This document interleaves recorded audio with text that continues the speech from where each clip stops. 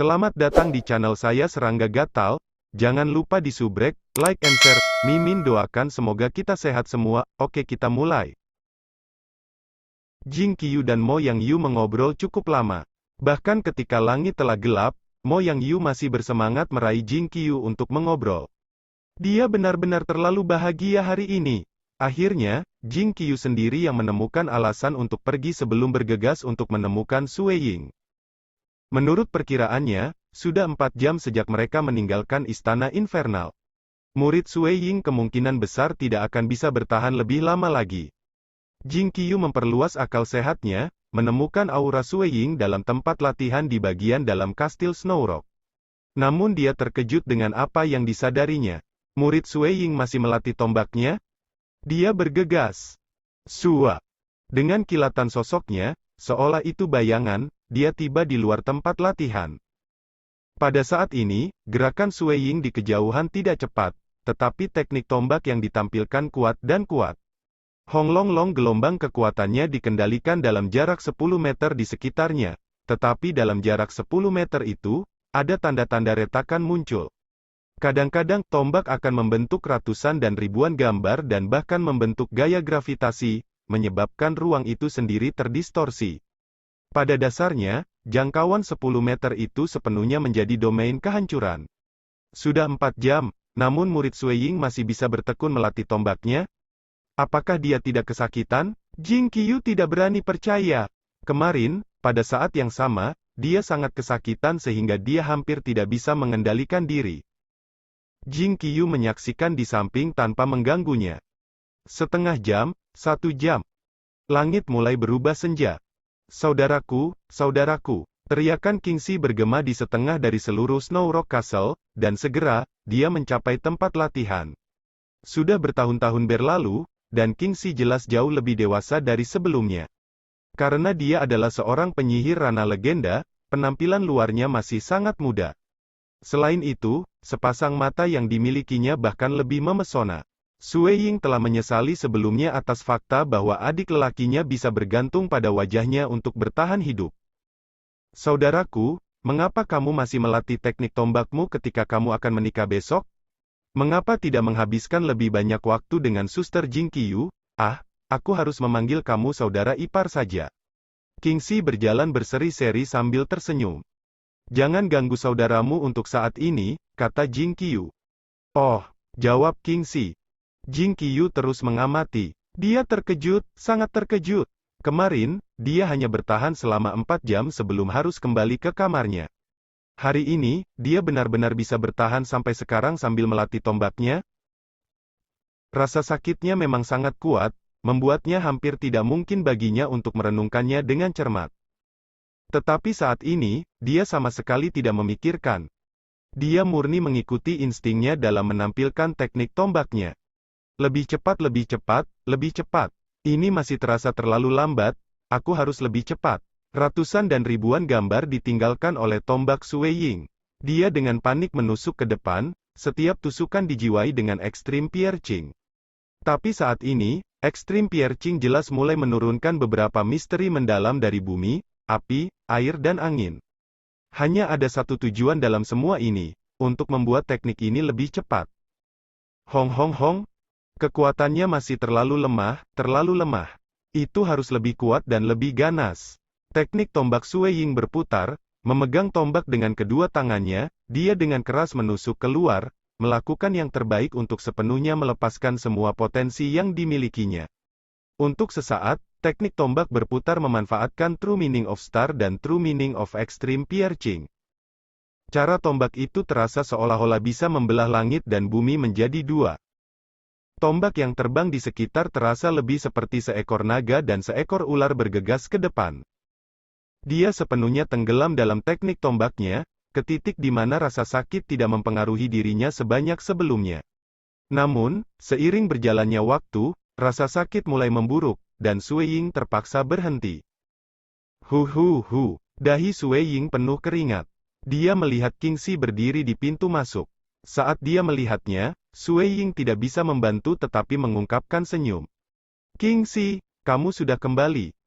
Saudaraku, Kingxi segera berlari. Kakak masih berminat untuk berlatih. Kamu akan menikah besok, ya? Kamu sudah melatih tombak kamu sampai langit gelap. Baru saja, aku datang untuk memanggil kamu untuk makan malam. Mari makan bersama. Jangan lakukan itu malam ini, Sui Ying tertawa. Aku masih memiliki beberapa masalah yang harus aku bicarakan dengan Jing Qiu. Oh, kalau begitu aku tidak akan mengganggu kalian berdua kalau begitu. Kingxi tertawa. Sui Ying mengangguk sebelum berjalan menuju Jing Qiu. Keduanya bergandengan tangan. Segera, keduanya memasuki ruangan. Pintunya tertutup rapat. Wajah Sui Ying segera berubah pucat. Keringat mulai berkeringat deras. Dia menyeringai miring. Begitu dekat, aku hampir mengekspos diriku di depan Kingxi. Murid Sui Ying, sudah 5 jam. Jing Qiu terkejut, jauh lebih baik dari kemarin. Karena aku sudah melatih teknik tombakku, kata Sui Ying. Pelatihan teknik tombak kamu? Jing Qiu terkejut. Ketika melatih teknik tombak dan memahami dunia, kami sangat berbeda dalam aspek-aspek ini dibandingkan dengan kamu penyihir ketika memahami mantra kamu.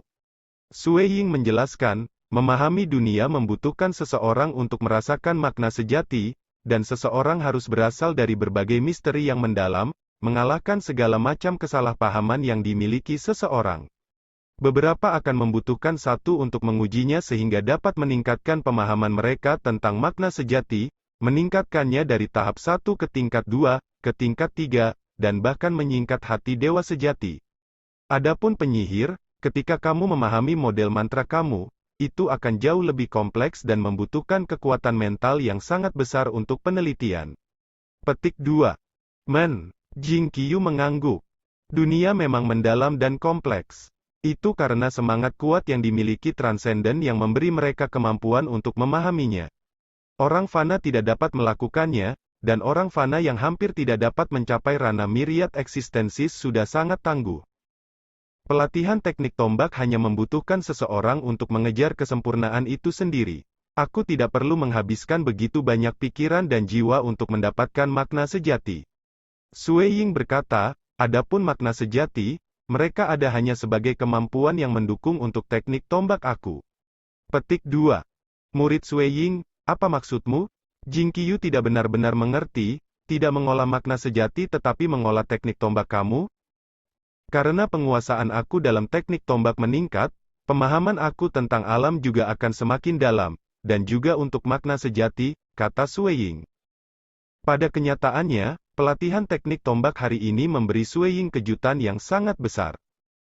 Di masa lalu, dia tidak disiksa dengan rasa sakit sepanjang waktu, jadi dia tidak pernah memiliki perasaan ini sebelumnya. Tetapi kali ini, di bawah siksaan rasa sakit, ia pada dasarnya tidak dapat menghabiskan pikiran dan jiwa untuk merenungkan makna sejati dan misteri lainnya.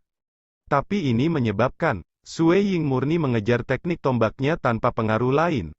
Di masa lalu ketika dia mengejar teknik tombak, itu akan melatih tombaknya terlebih dahulu sebelum merenungkan setiap perbaikan yang dia miliki, merenungkan apakah ini jalan yang benar.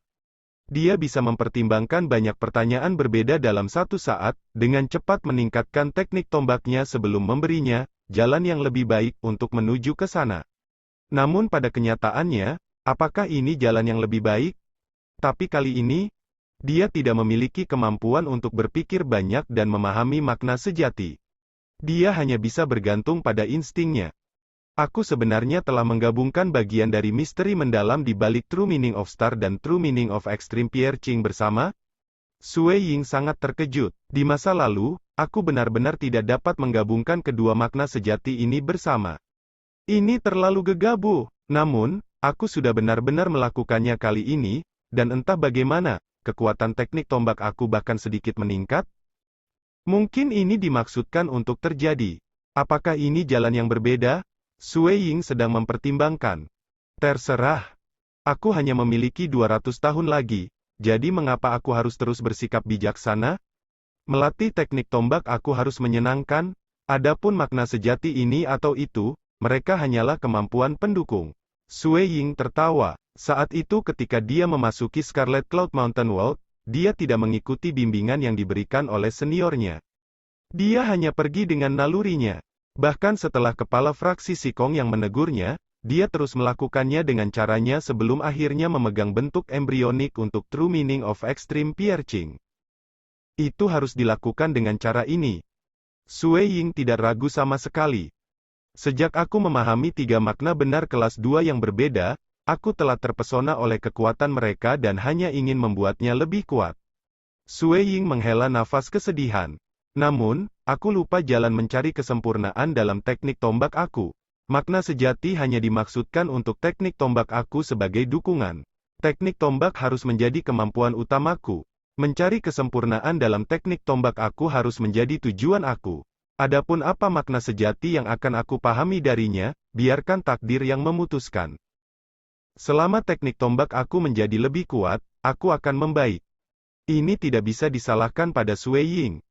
Makna sejati dari penindikan ekstrim, makna sejati dari Mirage, dan makna sejati dari bintang benar-benar terlalu kuat dan telah membuat Sui Ying merasa maha kuasa sejauh ia merasa tidak ada yang bisa mengancam hidupnya di dunia fana.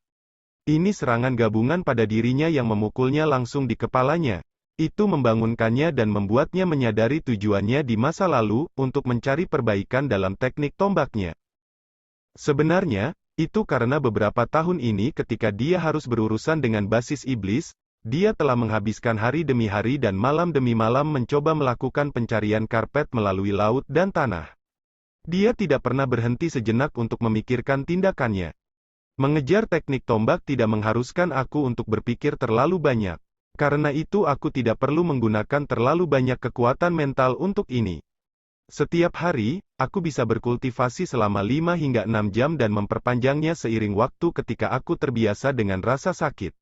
Sui Ying sedikit mengangguk. Meskipun racun Hex menghancurkan kekacauan di tubuhnya, dia masih bisa melatih teknik tombaknya, membuatnya merasa benar-benar bahagia. Saat melatih tombaknya, rasa sakitnya terasa seperti telah mencapai batas minimum. Membenamkan dirinya dalam dunia tombak benar-benar membuatnya kecanduan.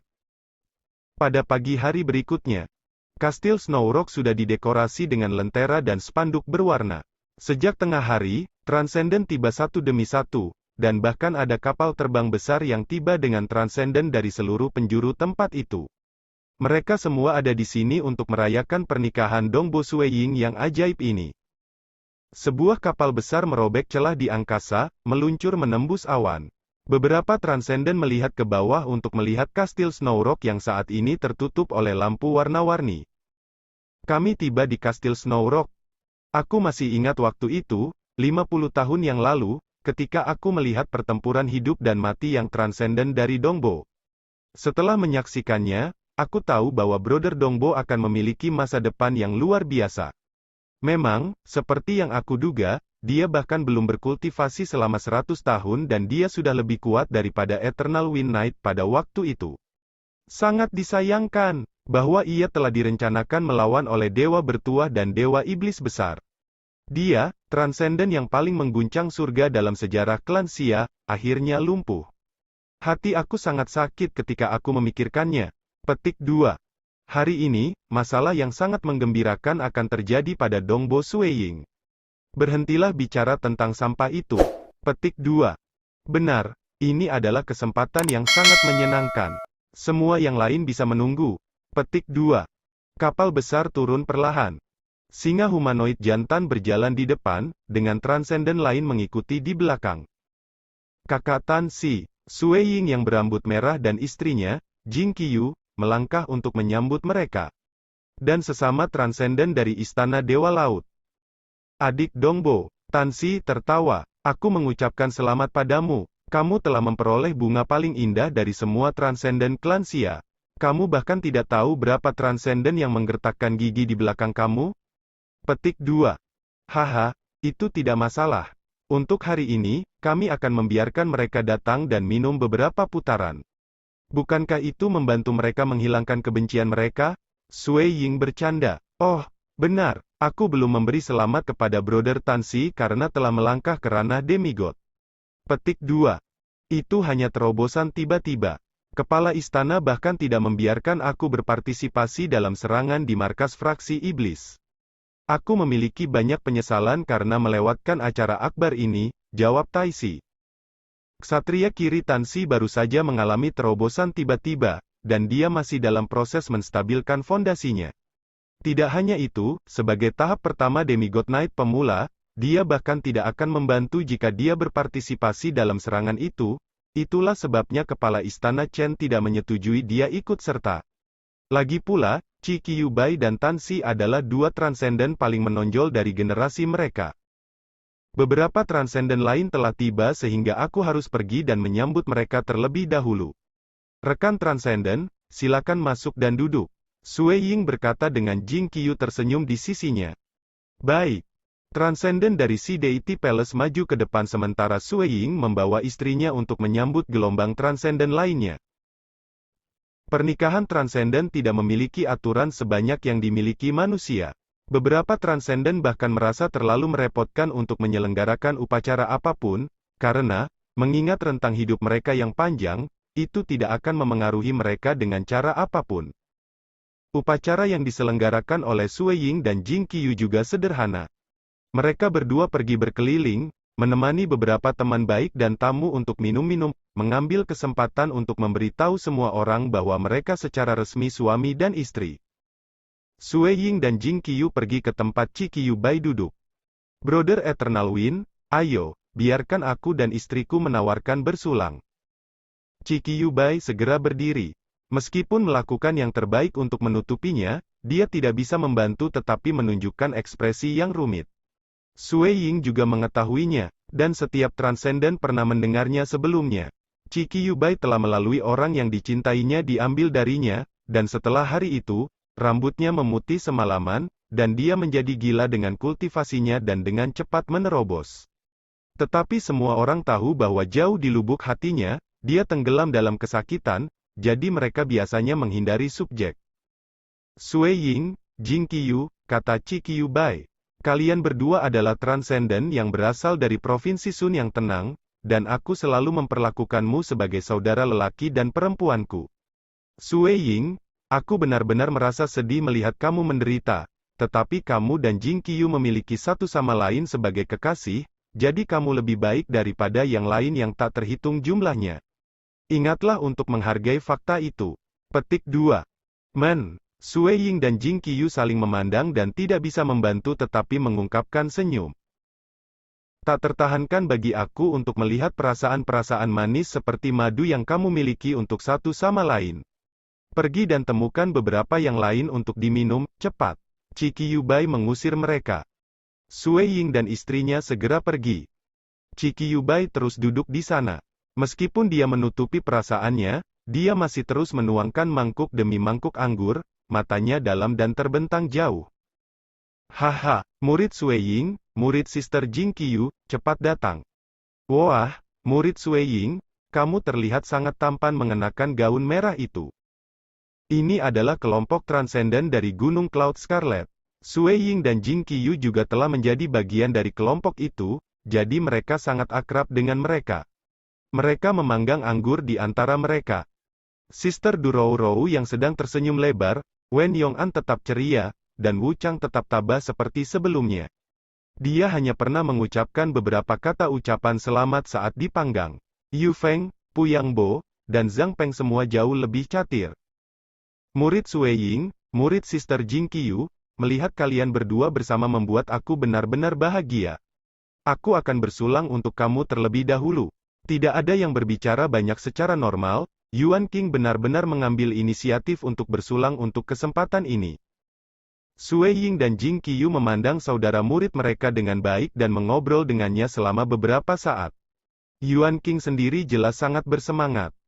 Murid Sui Ying, murid Sister Jing Qiu, terdengar suara Zuo Yi yang lembut dan menyenangkan.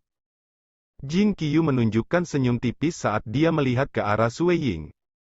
Bukan rahasia di antara para murid dari Scarlet Cloud Mountain World bahwa Zuo Yi naksir Sui Ying. Melihat kalian berdua berkumpul bersama adalah hal yang menggembirakan. Saudari murid ini juga akan bersulang untuk kamu, katanya. Emosi dalam hatinya benar-benar kompleks.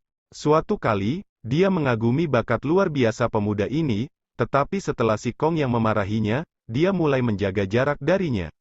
Segera setelah itu, dia mulai bangkit sekali lagi, namun usahanya untuk mengejarnya sia-sia. Apakah dia frustrasi, atau menunjukkan sosok yang menyilaukan, dia akan selalu menjaga jarak. Ketika dia memandangnya berubah dari bintang yang sangat mempesona menjadi cacat, bahkan dengan masa hidupnya terbatas, Zuo Yi tidak bisa menahan rasa penyesalan. Meski begitu, Zuo Yi masih menyimpan beberapa harapan. Jika dia bisa menikah dengannya, bahkan hanya untuk 1 atau 200 tahun, bukankah masih merupakan prestasi yang cukup untuk menjadi istri orang penting seperti itu dalam sejarah Xia Clan? Namun demikian, itu sangat disayangkan, tetapi Sui Ying tidak memegang perasaan terhadapnya. Orang yang ia cintai adalah murid-muridnya, Jing Qiu. Sui Ying menemani berbagai transenden untuk minum dan mengobrol. Sebagian besar demigods telah mengirim avatar Qi atau avatar magic mereka, karena tubuh mereka yang sebenarnya harus berjaga-jaga atas wilayah masing-masing. Setelah semua, dunia Xia Clan tidak sedamai seperti yang terlihat di permukaan. Menyeduh dalam kegelapan adalah peristiwa yang melampaui begitu banyak insiden lain dalam generasi Xia Clan yang tak terhitung jumlahnya. Mereka harus tetap waspada terhadap dewa penyihir dan dewa iblis besar. Ketika mereka selesai minum anggur mereka, yang transenden mulai bubar. Datang sore, mereka semua mulai pergi. Demi mempertahankan penampilan yang positif, Sui Ying bahkan telah mengambil dosis obat tambahan. Jing Qiu tidak ingin dia melakukan itu, tetapi dia berpikir bahwa hari pernikahannya akan menjadi salah satu hari terpenting dalam hidupnya bersama dengan Jing Qiu. Betapa memalukan baginya untuk menyapa teman-temannya dengan wajah pucat yang dipenuhi keringat. Transenden yang tersisa di kastil Snow Rock menjadi semakin sedikit. Kepala istana Chen bertukar kata dengan Sui Ying dan kemudian juga pergi. Sui Ying, orang terakhir yang datang adalah Chao Qing. Sui Ying menyambutnya kembali, wakil kepala fraksi Chao. Aku yakin kamu tahu tentang Gunung Batu Crimson juga, kan? Tiba-tiba Chao Qing berkata. Sui Ying mengangguk. Aku akan masuk ke sana dalam beberapa hari, lanjut Chao Qing. Aku sudah tua, tapi aku benar-benar berhasil menyingkat hati dewa sejati sebelum akhir hidupku. Karena itu aku memutuskan untuk bertaruh di Crimson Rock Mountain. Meskipun peluang aku tipis, aku akan tetap bertaruh. Siapa tahu, aku bahkan mungkin menjadi dewa, hahaha. Ya, itu tidak terlalu penting. Jika aku tidak bisa melakukannya, itu baik-baik saja, tetapi akan lebih baik jika aku bisa. Semuanya berakhir pada keberuntungan pada akhirnya. Tapi untukmu, Sui Ying, hatiku masih sakit. Petik 2. Sui Ying merasakan kehangatan menyebar di hatinya. Chao Qing sebenarnya selalu memperhatikannya, mungkin karena dia sudah tua, dan memiliki naluri untuk melindungi kaum muda. Bahkan di masa lalu ketika Sikong yang kecewa di Sui Ying, Chao Qing malah hanya khawatir bahwa ia mungkin akan menemui jalan buntu, yang menyebabkannya jatuh total.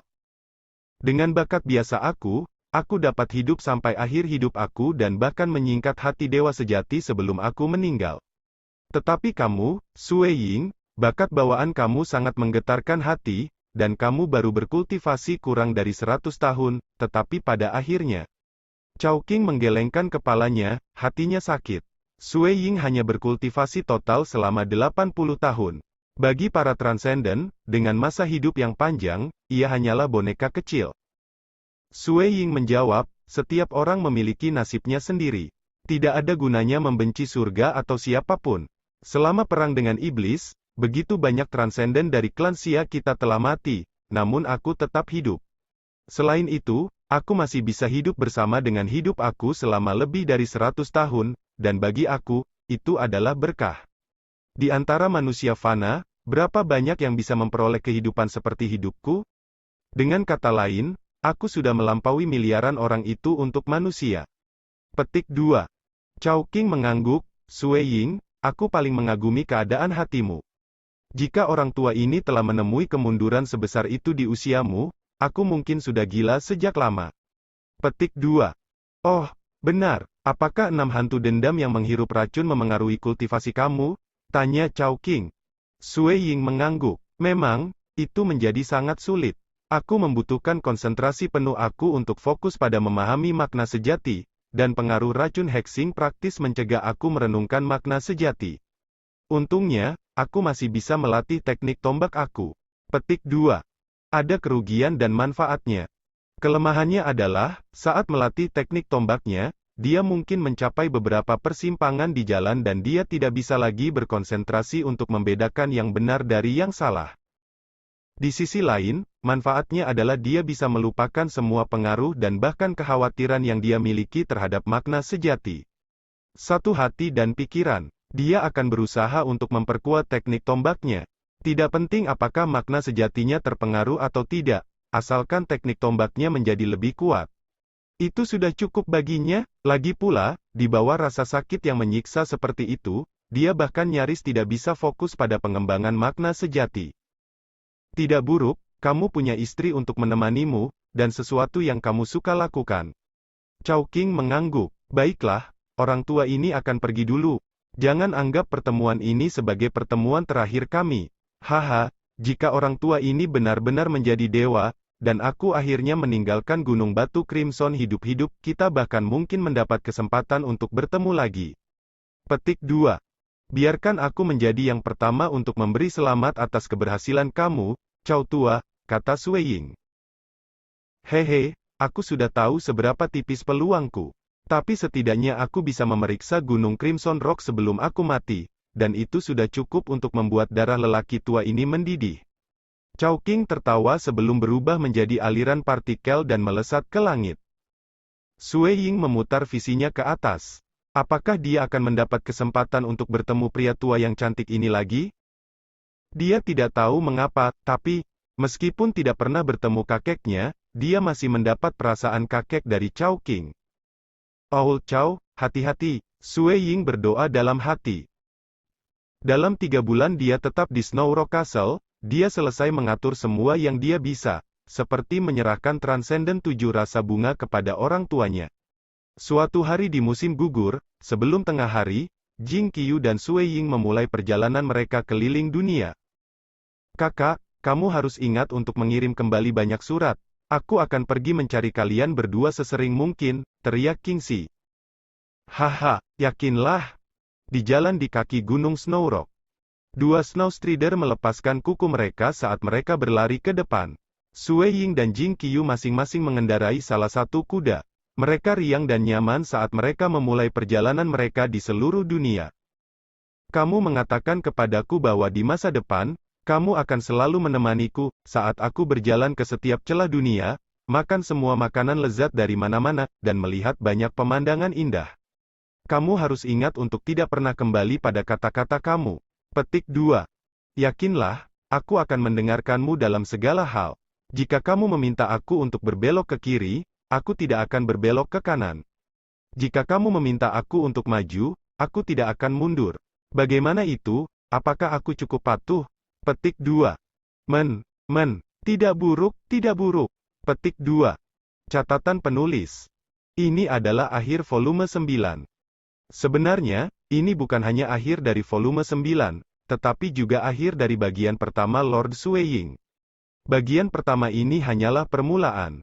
Menurut rencana Ii Tometos, Dongbo Sue Ying adalah karakter yang sangat menawan dengan bakat bawaan yang menakutkan.